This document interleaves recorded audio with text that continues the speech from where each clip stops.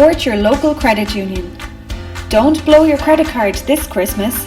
Contact your local credit union.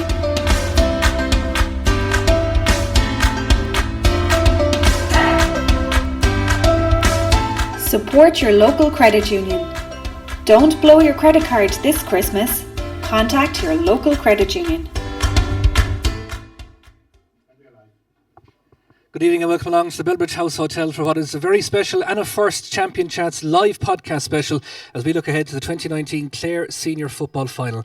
At great expense, we've assembled a panel of guests to take us through it, but as you can see, we got Peter O'Connell, our champion editor, here for free tonight, or he might be putting it on expenses. We'll wait and see how that one goes.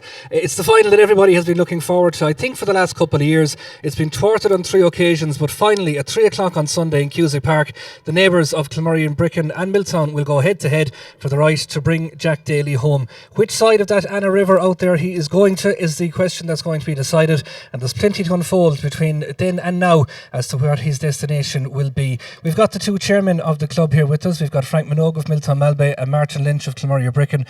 But firstly, Peter, I guess just to maybe bang our own drum for a quick second, I suppose it's an exciting night in terms of champion coverage. We know that what we did with the local elections was well hailed, but in terms of sports coverage, in terms of live podcasts and in terms of makeup costs as well, it's a big night.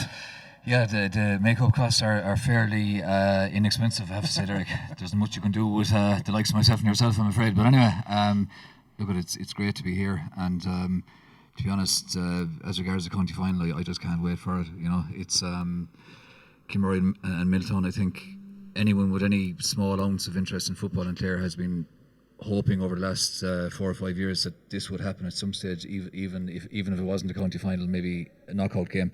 The fact that it is the county final, the fact that they've won the last 4 championships between them, it just sets it up beautifully. And I think in a lot of ways it might be, you know, it might even be more enjoyable from a neutral perspective. I think if you're from either Kilmurry or Miltown, you know, there's going to be a lot of pressure.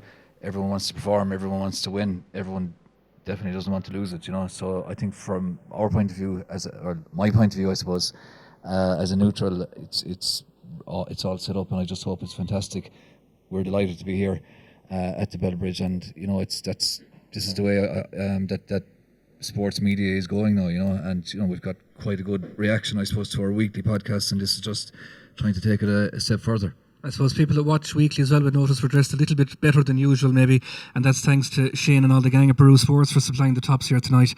They're on board with the sponsorship as well, as are the Credit Union Group, and we'll talk about them more and on. And we'll also be hearing from a representative of the Bellbridge, our kind host here tonight as well, a little bit later on in the show. But first, we'll turn to the chairman, as I mentioned, to my right, Martin Lynch, and just outside him, Frank Minogue.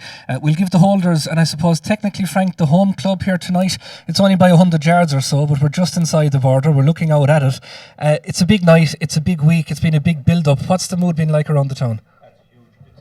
It's a huge week, and I suppose from the outset when training started last January, the hope and the aspirations would be to get to the business end of the championship, you know what I mean? But it's great, and as we experienced last year when winning, I think there's nothing like it, and I've said it before, I think there's nothing like it, the GA, to get a community together and to rally people. We remarked how we saw people at matches wearing Miltown tops, we didn't even know who they were, you know.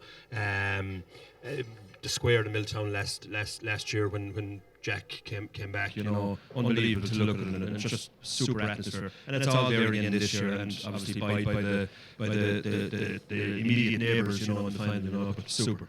And I suppose from a chairman's point of view, it's the day that you want to be looking forward to, but I suppose logistically and financially, that's where I suppose it'll be your 2 busiest weeks of the year, I imagine, leading up to this as well. Yeah, 100%. And we would have a fundraising plan put in throughout the year, where we would have different areas, different areas to target as such, you know what I mean. We did a huge fundraiser in a golf classic we held recently. We've just come to a conclusion, a county final draw.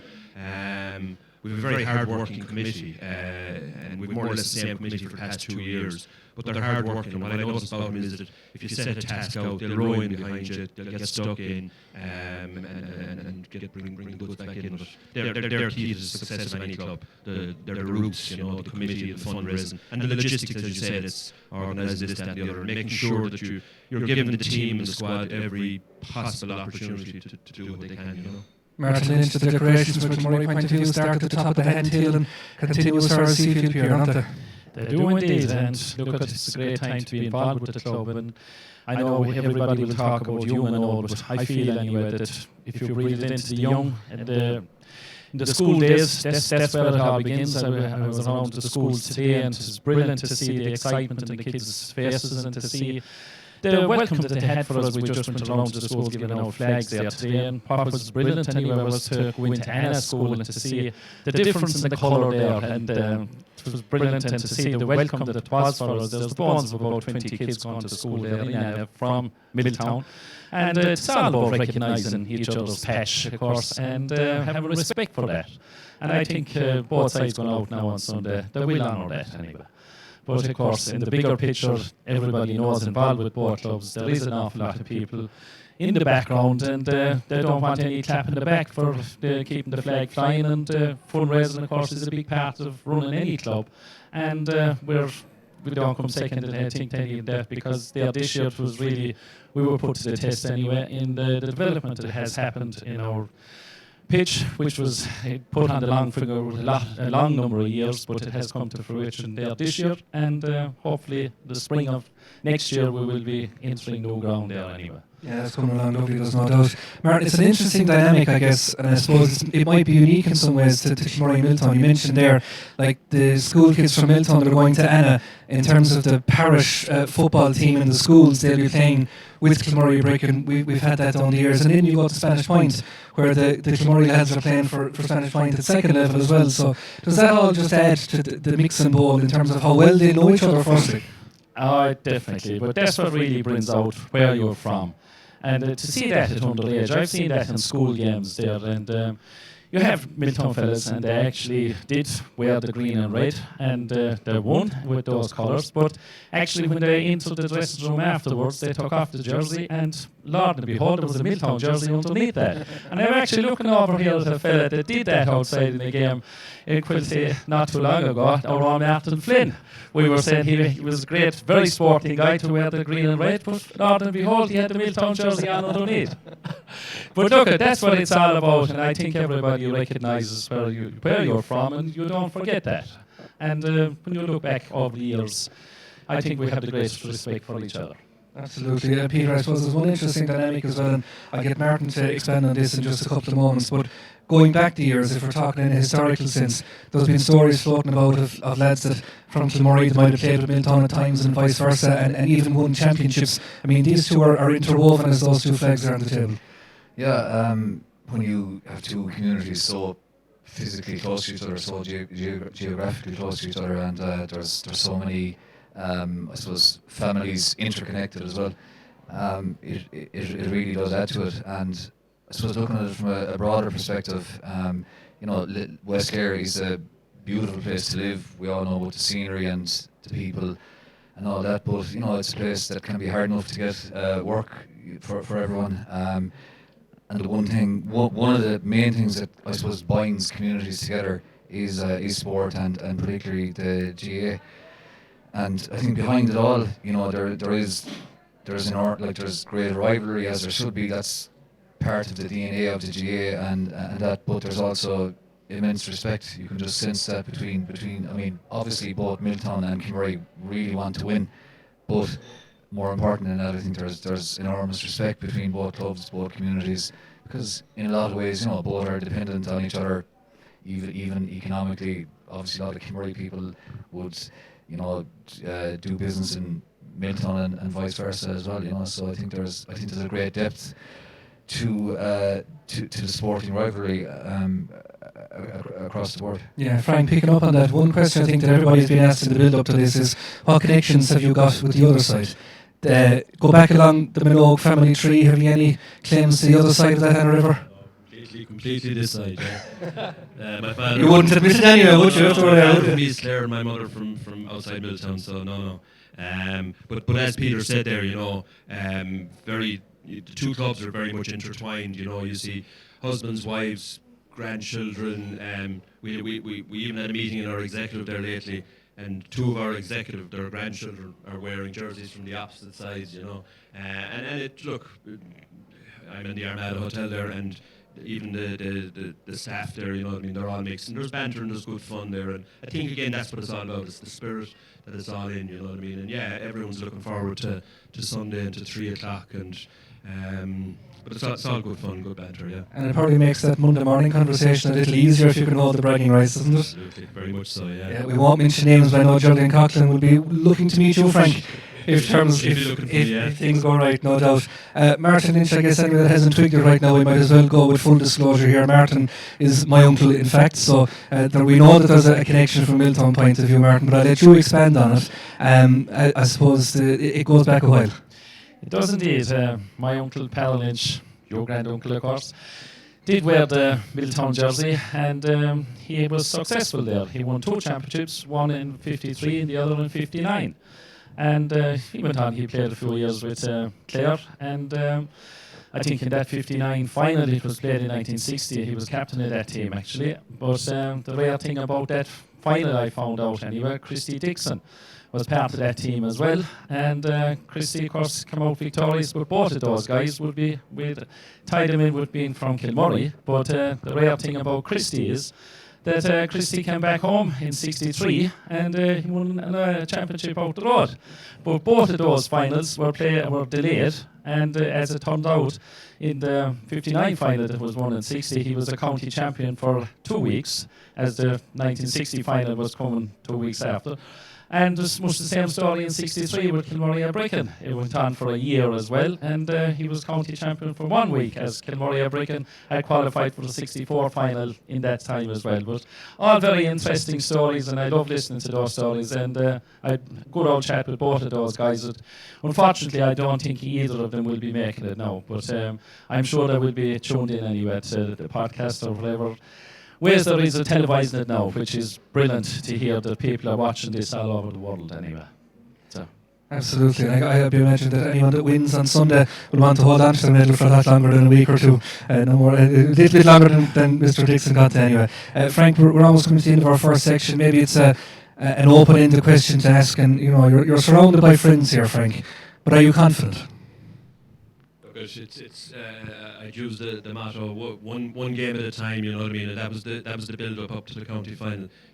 You're up against a team that have serious pedigree over recent years, you know what I mean. Yeah, we're going in as the holders, but it's a 2-horse race, you know, and there's no easy favourite in the 2-horse race, you know. But look, hopefully all things going to plan. We'll be in the square in Miltown every Sunday night, you know. Maybe. I was just going to say, if you could reach into that bag of cliches there behind you and put out another one to avoid making a call. Martin, from a Kilmurry perspective, I guess, you know, the more than people have referenced 6-point bridge, Kilmurry know how to handle the lead up to finals. That bit of experience is obviously going to stand to them this week. Oh yeah, but definitely we can still say the same thing about Miltown. Of course, experience, when it does come to the last 10 minutes, that's when the old heads come to the fore, and that's where we'll be hoping that we would have the upper hand there. But yet, I don't think we would be where we are, but for the youth that has been brought on board this year, and you can't be at the young legs either. So I think there has been a great old blend of young and old, and this is really how they have adapted to that has brought us where we are. But of course, in a final, and this time of year, weather is going to have a big factor in it. There can often be silly scores conceded, and we just don't know what it takes us. But hopefully, the bounce of the ball that can go right for us anyway, and that's all we can live in, and hope that we will be coming up the handhill sure with lights of blaring anyway. But no more than having respect for whoever comes out at the other side, at the losing side, and honouring that as well. That's what we'll be aiming for anyway on Sunday. Absolutely. Martin, Frank, thanks so much for joining us here tonight in the Bellbridge House Hotel. That's the first part of our Champion Chats live podcast special over and done with. After the break, we'll be getting that extra panel in to look at where this one might be won and lost, looking back on some of those older fixtures between the two teams, and plenty of chat and crack to come. Don't go anywhere, we're back right after these.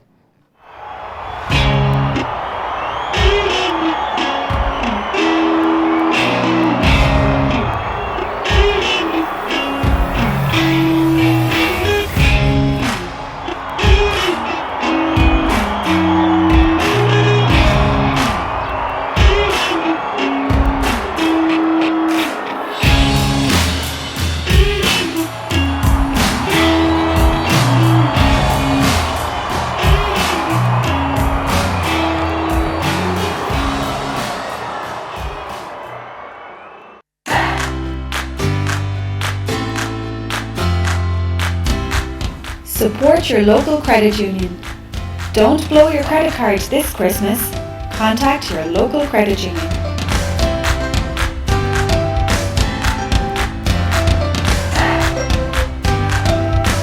Support your local credit union.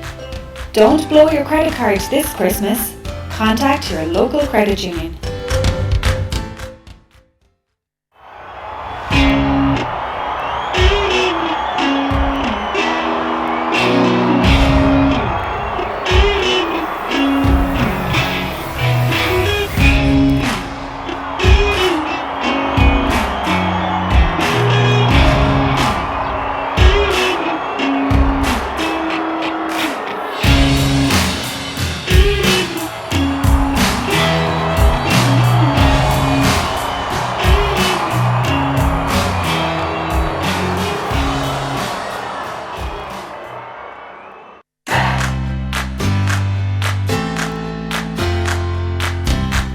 Support your local credit union.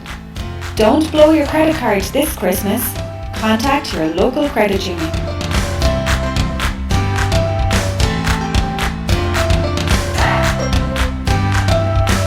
Support your local credit union.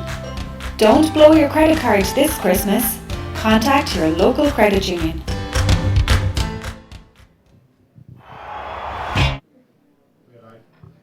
Hi, welcome back to the second part of our Champion Chat Sports podcast, live here from the Bellbridge House Hotel. Looking ahead, of course, to the Clare Senior Football Championship final between Kilmurry Ibrickane and Miltown, taking place on Sunday in Cusack Park at 3 o'clock. Just right in the nick of time, we've got our expert panel assembled here around us. To my right hand side, representing the Kilmurry Ibrickane side of the house, we've got Odin O'Dwyer and Johnny Daly, and over here, representing the Miltown side of the house, we've got Mikey Nealon and Martin Flynn as well. Lads, thanks so much for coming here tonight. Again, we'll extend the courtesy, I suppose, to the home club here in the Bellbridge. But firstly, to yourself, Mikey Nealon, the newly appointed under-20 Clare football manager. Congratulations, firstly, on that job. A big task ahead for you, I'd imagine. Yeah, thanks, Eric. Yeah, looking forward to getting stuck into work over the next few weeks. So I think all that's held on hold for the next few days, however, as we look forward to the weekend. Absolutely. What's the mood like? Yeah, look, for me, it's very different this year to, I never realised how tough it was to be a supporter coming into these games. It's a great place to be inside in the camp in the 2 weeks leading up to a final, because you're focused on targets, you're focused on the opposition, and whereas as a supporter I'm beginning to feel the tension and nerves a lot earlier than I normally would now. But really looking forward to it, really enjoying it. I'm glad I get to experience this side of it now. That's an interesting dynamic. Which one would you say you enjoyed more? Well, I certainly I love the cut and thrust of being involved, and there's huge focus there. You don't think about anything else, and the emotion when that final whistle goes on match day, and luckily come out the right side of it, that's unbelievably meaningful. But from the stands this year, I'm just hoping to enjoy it just as much. Absolutely. Martin Flynn, will get the mic over to you there as well. I suppose Miltown, in the last couple of years, no strangers to county final build-ups. Does this one seem different to the others?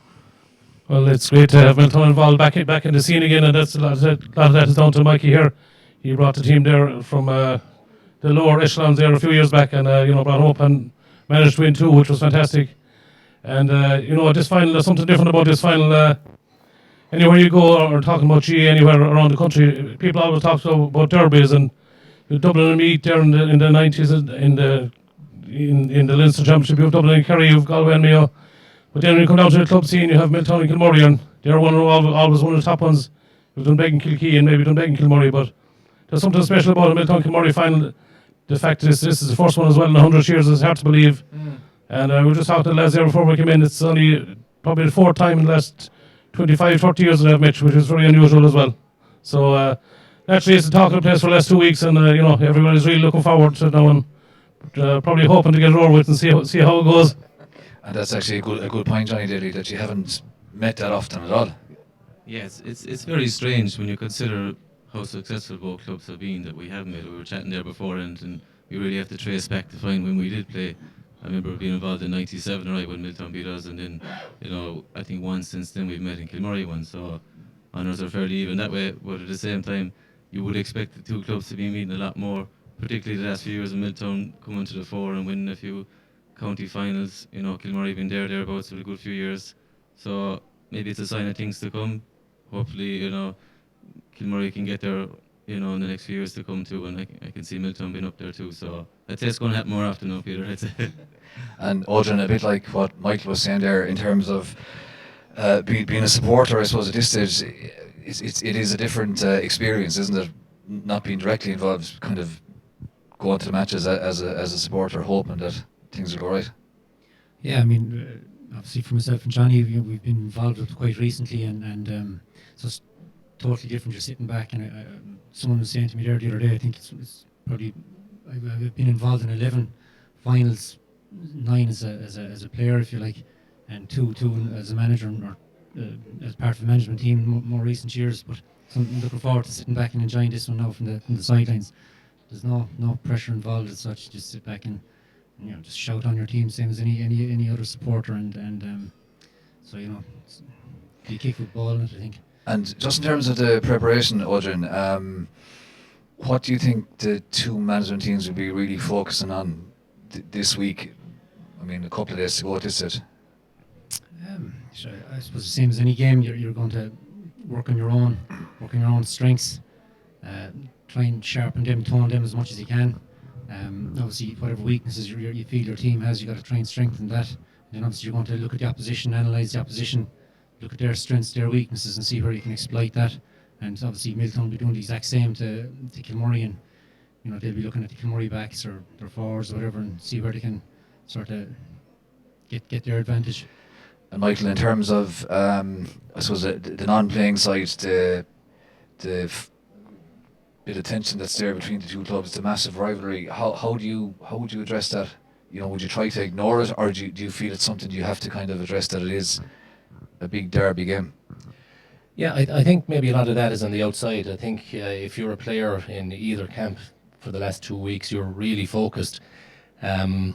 I suppose we kind of underestimate, and I know Frank and Martin have mentioned earlier the amount of respect that there is between these two teams. You couldn't say it that highly enough, but I think the other thing there is the friendships that are there between the two teams. I'm lucky enough to have shared a classroom with many of them over the last number of years, and they sit together, they play together, they share lifts to and from places together. They've grown up together, and you're going right back to the Hickeys on one side and the Gordon Kellys on the other, down to the most recent batches to come out. The Daniel Walshes and the Oisin Looneys and these guys. They've been together all their life, and so I think it's this week it's a case of focus, as Aldrin said. It's focusing on your own game. There are, I suppose, managements have to look at matchups, and I think really, come Sunday evening, we'll all be talking about matchups and who got it right, and I suppose Kilmurry are looking at who are their man markers, who's going to take some of the Miltown forwards no more than the Miltown management will be as well. I suppose we all have our thoughts on who should be marking who, but it's important to get that right, because that in a tight game, that's probably going to be the deciding of it.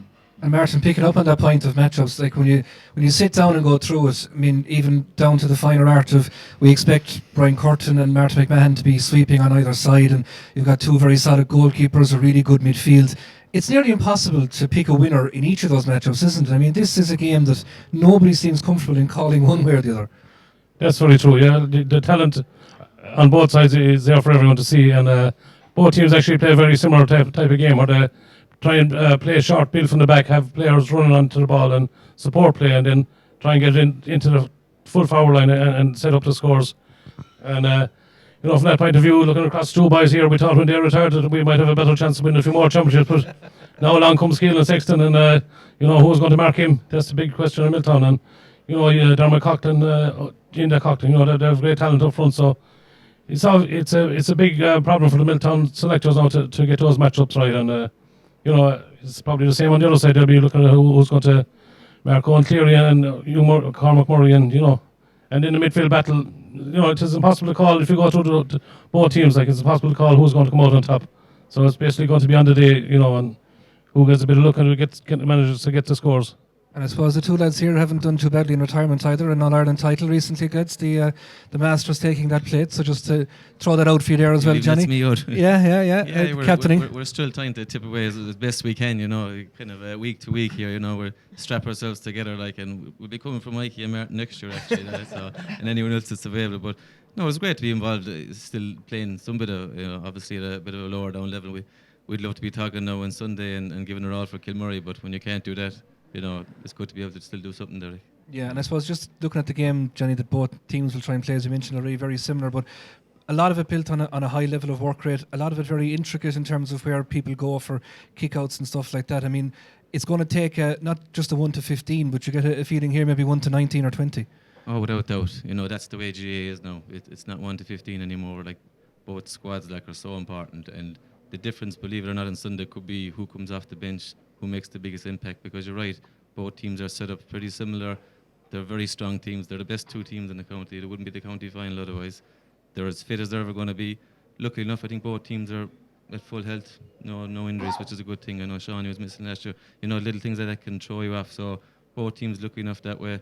The kick out is a big thing nowadays, and little things, but both teams will work so much on those things and tactics. So, 15 to 20 or 21, those players could have a huge bearing at the weekend. And Odrin, you can give maybe something of a unique insight in that. Obviously, you were involved with Kilmehel this year, and you met both Miltown and Kilmurry. Miltown in the group stages, Kilmurry in the knockout phases. Having seen both of them up close, is there anything that you could pick out as maybe being a strong or a weak point? I suppose no pressure. Yeah, I suppose look, it was a unique enough position to be in, being involved with Kilmehel. Obviously, we played Miltown the first game. And I suppose from a Kilmehel point of view, it was probably the first time we had all the players together, because even though Kilmehel's a football club, you were actually pulling players from Ballier hurling, you were pulling players from Kilmaley, so there was 3 clubs involved, if you like, and it was that week really we got everybody together. We kind of felt if we met Johnny's amalgamation maybe first, then Kilrush and then Miltown the third game, we might have been able to maybe do a little bit better.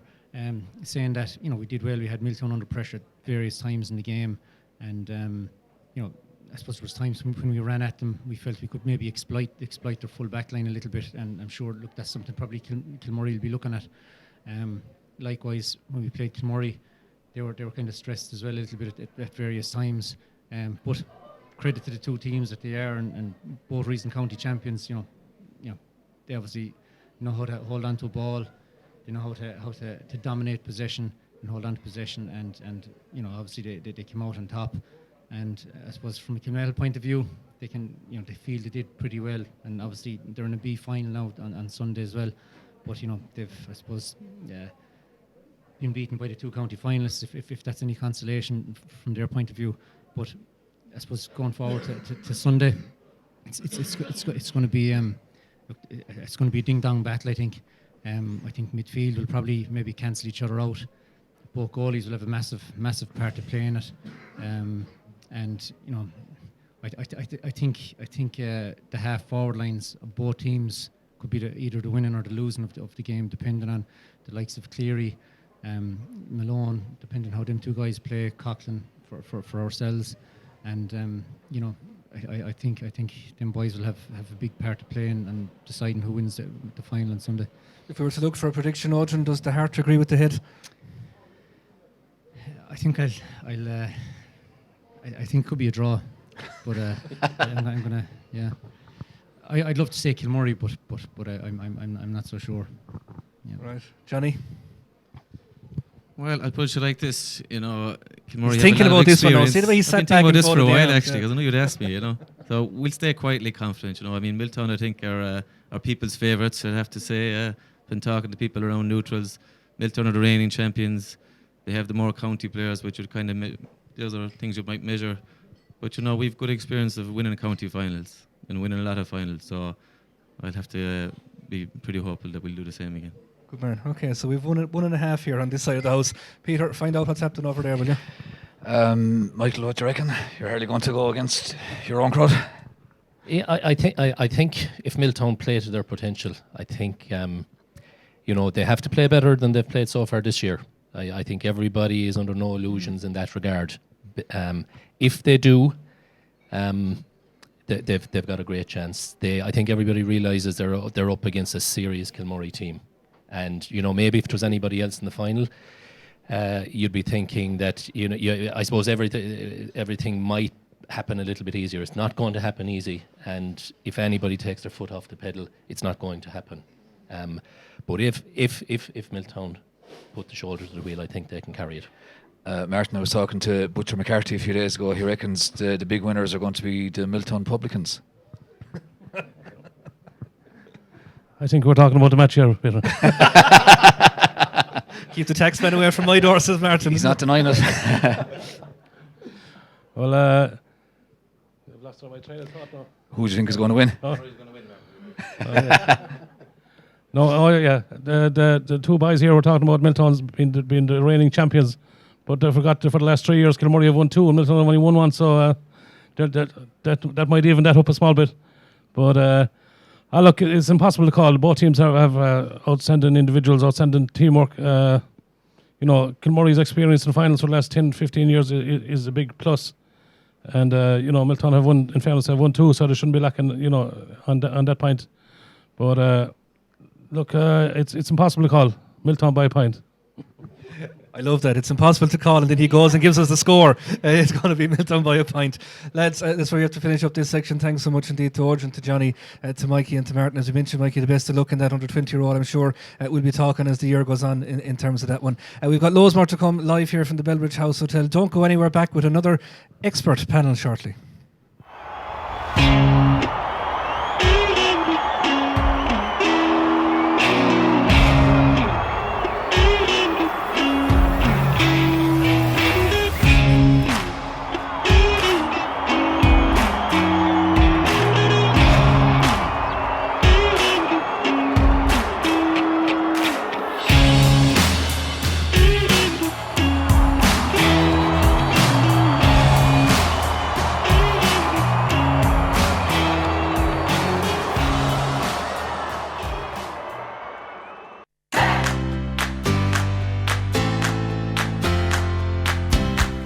Support your local credit union. Don't blow your credit card this Christmas. Contact your local credit union.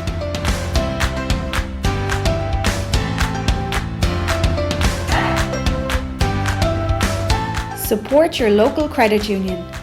Don't blow your credit card this Christmas. Contact your local credit union.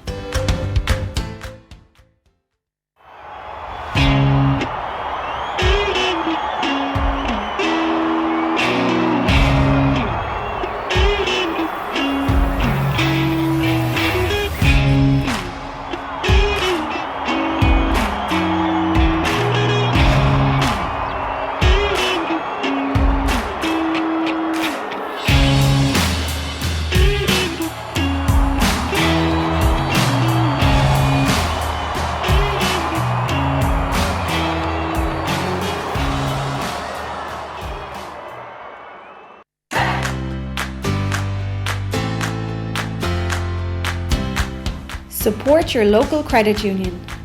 Don't blow your credit card this Christmas. Contact your local credit union.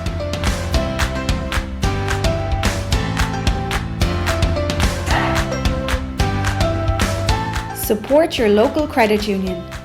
Don't blow your credit card this Christmas. Contact your local credit union. Now, you're welcome back to the Bellbridge House Hotel here for our Champion Chat Sports Podcast live special, looking ahead to the Clare Senior Football Final. We talk about giving it quality, not quantity, and that's why we've narrowed it down to these two bios for our last section here, Joe Garry and Rory Hickey, to look ahead to where this one might be won or lost. And the first thing Gary said to me when he sat down was, we'll start off with Brexit. Now, it's intricate enough trying to pick a winner on Sunday, let alone getting into all that. The hard border's taken down here from the Bellaclugga Bridge for this afternoon anyway to get us up here. But Joe, the final we've been billing it, I guess, as the one that everybody wanted.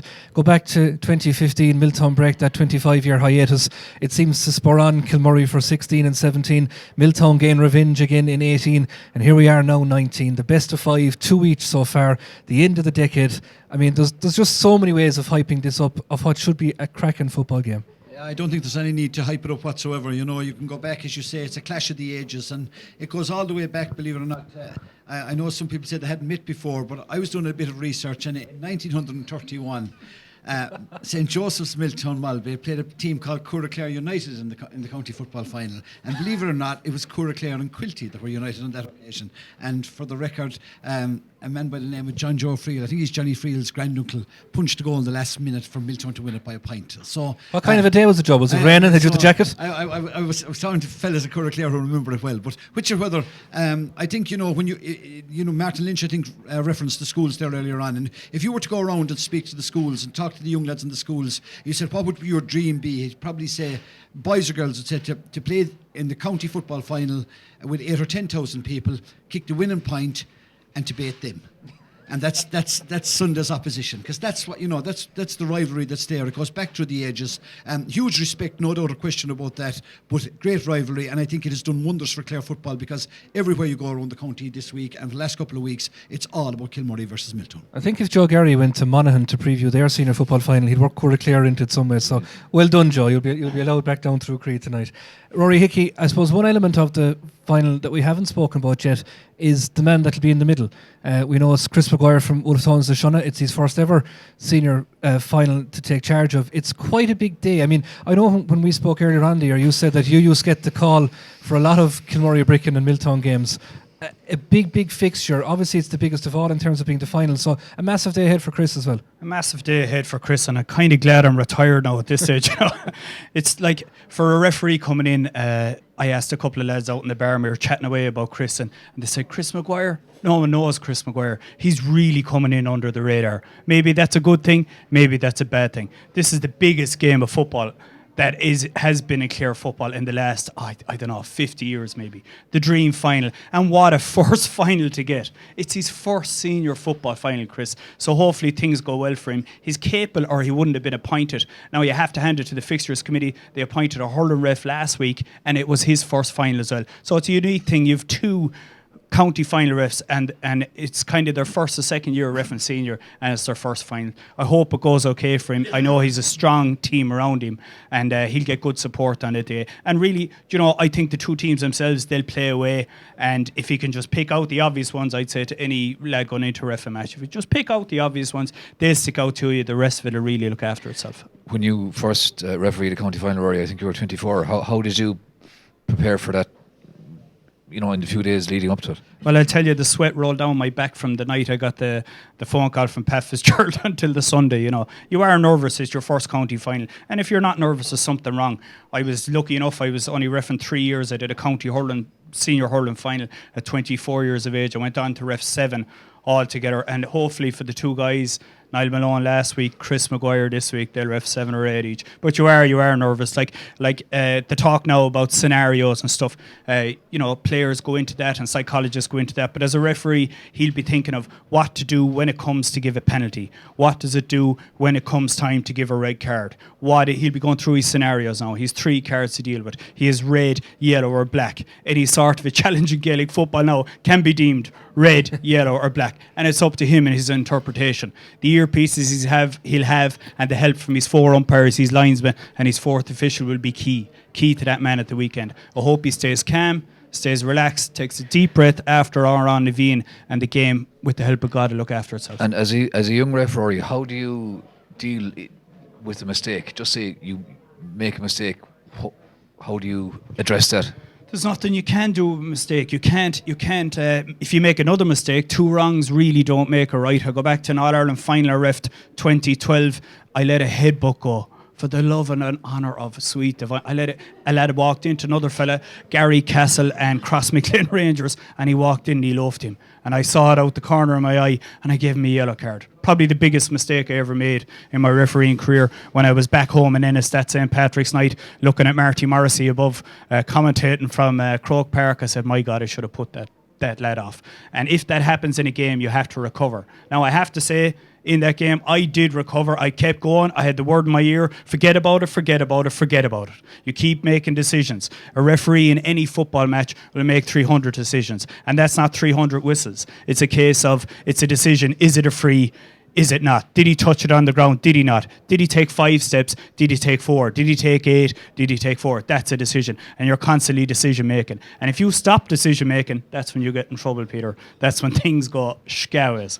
Yeah, I'm right just listening to you there, Rory. So I'm glad. It's a lot to think of, but he'll be okay. He's well tutored. He'll be okay. Joe, overall, Clare Senior Football Championship 2019, regardless of the result on Sunday, will it be deemed a good championship? We know it was a restructured championship. I mean, quality-wise, how did you rate it? Yeah, I think it's a step forward. I've always been in favour of cutting the number of teams into it. Not so much the number of teams, but the number of clubs. And obviously, I'm delighted to see an amalgamation in. I hope there's more on the way. But in terms of the championship, I think we've made a much stronger intermediate championship. That final is on Saturday. A good county final. And as I said, it's the talk of the place, the Kilmurry Miltown game. We've some of the best footballers that have played in Clare in the last 15 years taken to the field. And I hope it'll be decided by that touch of brilliance from someone, from Owen Cleary or Keelan, an outstanding block by Pato or Sean O'Brien, a fetch in the middle of the field, something special that we won't be talking about a controversial decision or, a mistake by somebody. I think it has the potential, to really put Clare football on lights, and I think that the Kilmurry and Miltown have done a huge favour, a huge plus to Clare football, by not only by the rivalry, but the quality they're bringing to Sunday. And I suppose, Peter, if we look at other teams that have got to county finals, we take, say, 2015, Miltown, Clare, 2017, Clondigad meeting Kilmurry, teams that wouldn't have been there in a while, and you want it to be a county final that's won, rather than a team going away having lost it, if that makes sense. And I guess for both teams on Sunday, the experience thing isn't a concern. They've been there before, so even if we're trying to assess who's going to win, that's not even a deciding factor. No, experience is definitely not an issue. And you know what? Sometimes a young player who mightn't overthink the occasion can just go out and have a great game, and that could happen as well. On Sunday, it's often happened in big games, whether that be county finals or even sometimes All-Ireland finals. Maybe sometimes an experienced player can maybe overanalyze it a small bit in their own mind and get a bit tied up. And also, maybe sometimes an experienced player might well be one of his team's better players. So the opposition are going to put a bit more thought into trying to keep that player out of the game, and maybe it creates a bit more space, a bit more opportunity for a less experienced player, who can go out and play maybe with a bit more freedom. But in terms of the narrative from both, like, I often think back to when Miltown only a few years ago, a lot of the players are still playing who got relegated from senior down to intermediate, and like it was I suppose a disastrous scenario for Miltown at the time, but it turned out to be probably the best thing that ever happened, because they got straight up the following year. David O'Brien was manager that year as well, and they just seem to have completely and utterly changed everything about themselves, about their mentality, their approach. Michael Nealon had enormous success as well when he came in, winning 2 championships. And Kilmurry, for a few years at this stage, all of us have been kind of thinking they're getting a bit old. They have lost some experienced players. Speaking earlier on to Odrin and Johnny, and you think, how are they going to really replace that type of quality with equal quality? And they have. They're still there. So I think in a way, both of their narratives are very interesting. As we've said already a few times, they've won the last 4 championships, and it really does set it up brilliantly for the weekend. But I suppose the other thing I would say, Derek, the fact that they're neighbours really does add to it. But if Kilmurry were from Loophead and if Miltown were from Carden, we'd still really be looking forward to this game because of the quality of footballers on both sides. They've really have. There's outstanding players, and it's just I just can't wait for it, to be honest. Yeah, we're going to move towards prediction time now, because we want to talk about the intermediate final as well. And there's a news story that we broke on the Clare Champion website last night in relation to the jerseys that the Clare GA referees have been wearing as well. The top brass at Croke Park telling them they can't wear those HPV vaccine jerseys. We'll get Rory's thoughts on that in just a second. But Joe, predictions for the final. I mean, you did a piece for us in the paper this week. You're calling a draw. You're insisting that there's no splinters. But it's probably echoing what a lot of people are saying in terms of not being able to split these two. Yeah, I think no matter how you assess it, I can imagine the pressure now that it will be under Sean O'Brien and Pato. There'll be huge focus on the kick-out. Around the middle of the field, I think the breaking ball now will be vital, because both teams will be attempting to make the opposition's keeper kick the ball long. I think Ian McInerney's ability to kick frees from distance will be a factor. I don't expect a high-scoring game. I think with 7 playing 5 on both sides of the pitch, goal chances will be at premium, but whoever can manage to raise a green flag. will probably put a good grip on Jack, because scores will be hard to come by. Kilmurry, if they get their noses in front with the last 10 minutes, there's no better team probably in the province to see out a game with a 1 point lead, given that the experience they have, laying down experience, dripping with championship medals. But then the fact that Miltown are county champions, is worth something. You're always the county champions until someone takes it off you. And I think on Sunday, Miltown will go into the game as county champions. They'll come out of the game as county champions, but they'll be waiting for a second day out. Right, okay.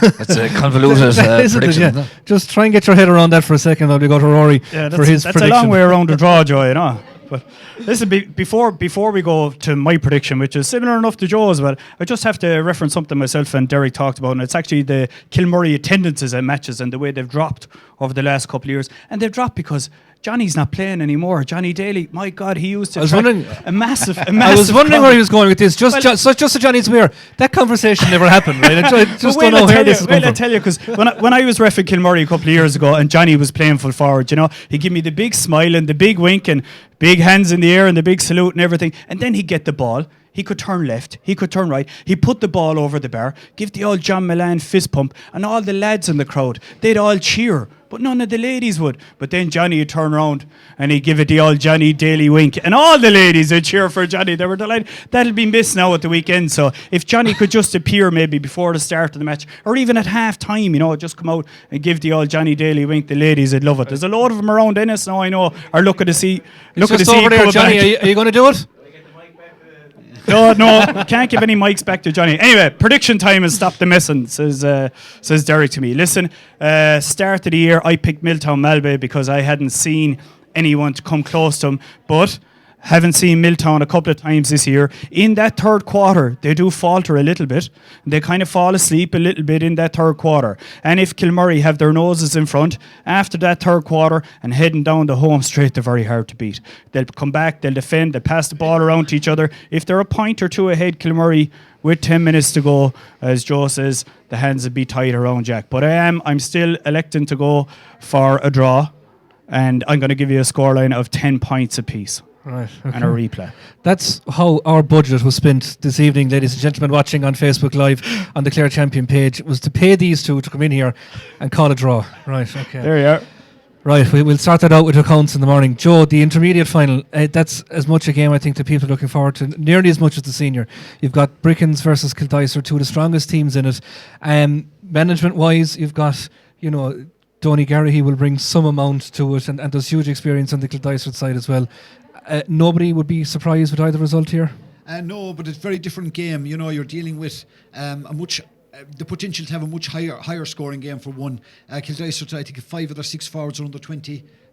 Tremendous pace. St. Breckans, we all know, play with great pace up front, always produce footballers, good forwards in particular over the years. So I think you're going to be, if the weather permitting, you're going to have a good high scoring game, and it'll be a testament to the championship we had at intermediate level, because this year the intermediate championship has really stood up, and whoever will come out, not only will they be well fixed for the Munster club, they'll be very well fixed for the senior championship next year as well. St. Breckans entered the game as favourites, just about so, but Kildysart, remember, were very, very close last year. I don't expect much in it, but for me, I think St. Breckans have that little bit of experience to carry him home. And Peter, we've often discussed this in the office as well. I mean, you've been pretty sweet on Kildysart throughout a lot of the year. You know, that defensive structure at the back, and as Joe mentioned, the forwards. I have to say, I've been a huge fan of what St. Breckans have done, not just with the Donny factor, but in terms of how balanced they are as well. So again, Saturday in the park, well worth that €15 or whatever it'll be. Yeah, and delighted it's on in Kesey Park as well, because I think it suits both of them. Because they're both really able to play football. Both of them have quality forwards, and hopefully weather-wise it's a decent day. Definitely the Kildysart forwards, they've got great movement. They're constantly moving, and they've got some, like Emmett McMahon. He can play in the middle of the field, where he's an outstanding midfielder, but they've been playing him occasionally as well inside full forward. Diarmuid O'Donnell, another quality player, Seamus Casey. You could name the whole lot of them. And similarly with Breckans, they have 4 or 5 exceptionally good forwards who, if it goes for them, can really turn it on. Joe McGann, Dale Masterson probably playing midfield. Very good to set up play, good to attack as well. He's got Tierney beside him, who's a very physical player. but able to play football as well. And I think that's the thing that both of them are able to do is play. Kildysart are kind of interesting in the sense that their backs are very experienced. They've been, a lot of them have been playing for years.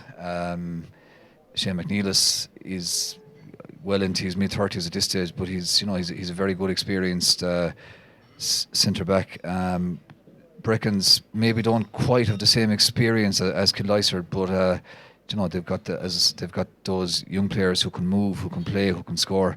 I think it could be a really. I hope it's a great final. I have a slight inkling towards Kildysart. I think they're very well set up. The fact that they lost last year's final against Kilmurry, is obviously a huge motivating factor. They're younger players. They're in their second, or in some cases their third year playing intermediate football. I think they've really settled well into that. Like they're still young, but they're kind of becoming seasoned, and I think it's going to be. I almost looking forward to this as much as the senior final, to be honest. Yeah, two great finals ahead, no doubt about that. Time not on our side here in the Bellbridge. I just want to finish up, as I mentioned, that news story that we broke on the website last night, and you would have seen it in the paper today as well, those HPV vaccine jerseys. Ironically enough, I think it was Chris Maguire that kick-started that whole campaign, a fantastic initiative in memory of the late Laura Brennan, who was an obvious advocate of that for a large part of her life as well. We understand that a directive came from on high in Dublin that this was to stop because it contravened some branding rule or some class of an excuse like that. Rory Hickey, I suppose disappointing. This has got a savage backlash, certainly on social media, from those that... Now, we understand, obviously, there are people that are anti-vaccine and those views are being aired as well, but it just seems a little bit, I suppose, silly from a GA point of view to get involved in this when it is... it's I suppose, a move with great heart and great intentions behind it. Derek, the first thing you have to say and the first thing you have to understand is the GA is apolitical. They don't fall on any side of any political party or any political views. But I don't see this as any political view. Like, it's a sticker on the front of a jersey. The HPV vaccine, it's not a charity. It's not a sponsor. So that contravenes the rule that the referees can't have sponsors, which is fair enough, okay? So you don't want 20 different sponsors appearing on 20 different sets of referees. But I can't understand this one, Derek. I really can't. I mean, what is the harm in creating a small bit of awareness? And I'm looking around here in our crowd, there's kids here, and like, if their mum and dad don't know about the vaccine, and they see this, and they go to the county final, and Chris Maguire is wearing his jersey, and I hope he does, to be honest with you. I hope he sticks it on his back and he wears his jersey. If they see it, they go, what's that about? And it creates a bit of chat at home on the Sunday night, and they go, have our children got that vaccine? And all it is about creating a bit of awareness. I grew up beside the Brennans. I played football with all the brothers. I know Laura, they were my neighbours. Massive sadness tinged around Ennis and around Clare and indeed Ireland when she passed away. But she's been a super advocate, and it's up to us in Eire Og and it's up to the Brennans to carry on that. And now all the GA community, you see lads from everywhere and teams from everywhere. You see popping on your feed, your Twitter team, other teams taking on that mantle. And it's about creating a bit of awareness. And what's the harm in it, Derek, if it saves a life or two? I mean, I really can't understand this. If Croke Park sent down that message to tell that referee, take it off his shirt for county final day. I can't believe it, to be honest. Yeah, you would be hoping that it's something that's overturned, Peter, obviously. Yeah, and look, here in Clare, it's a very emotive issue because for all the reasons that Rory mentioned there, and like one of the best things that's happened in Clare GA over the last few years has been that campaign that has been led by the Brennans, with such sincerity and such dignity, and loads and loads of GA clubs in Clare have got behind it, and for this to happen is, I honestly don't. I don't think that Croke Park know what they're doing in relation to this. I don't think they understand the depth of emotion, Rory. That people, obviously the Brennan family first and foremost, but more broadly as well, that many people in Clare are feeling about this. Myself and Derek spoke off camera there beforehand, and I think you made the point, Derek, that this transcends GA, and it really does. This sort of thing transcends GA. We're talking about kids' lives in later life, and if one little vaccine helps those kids, I think the GA should be promoting it every which way they can. Absolutely, absolutely. Lads, time has beaten us. We have to finish up the conversation there. It's been a hugely enjoyable night for us here. I hope you've enjoyed it at home as well in terms of our preview. And I want to thank everybody that came along tonight on our panel, and indeed to the Bellbridge House Hotel for being such brilliant hosts here, and also to Baru Sports for dressing us up nicely. It's great to have something nice. Look at that, that's just lovely now.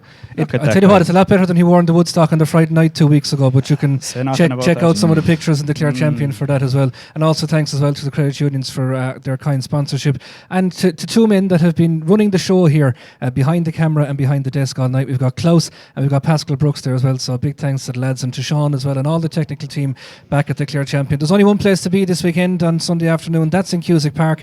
You've got the Senior B final, Éire Óg taking on Kilmehel before the big one when the two neighbours meet. It promises to be an absolute cracker, and as ever, the Champion Sports Chat podcast will be available next week to dissect where and when it might have been won or lost, although if you're listening to these two yahoos here, it's going to be neither of those. We'll be here again next week. Thanks everybody for tuning in, folks, and good night. Take care.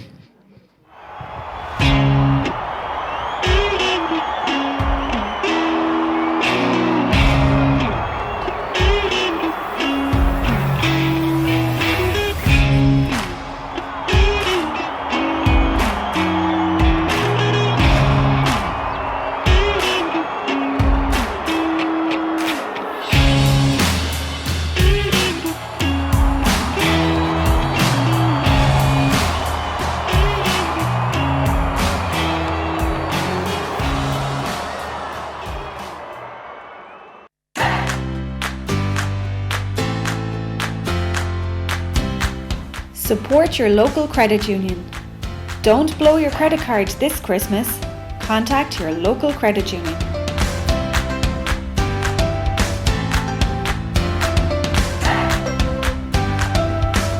Support your local credit union. Don't blow your credit card this Christmas. Contact your local credit union.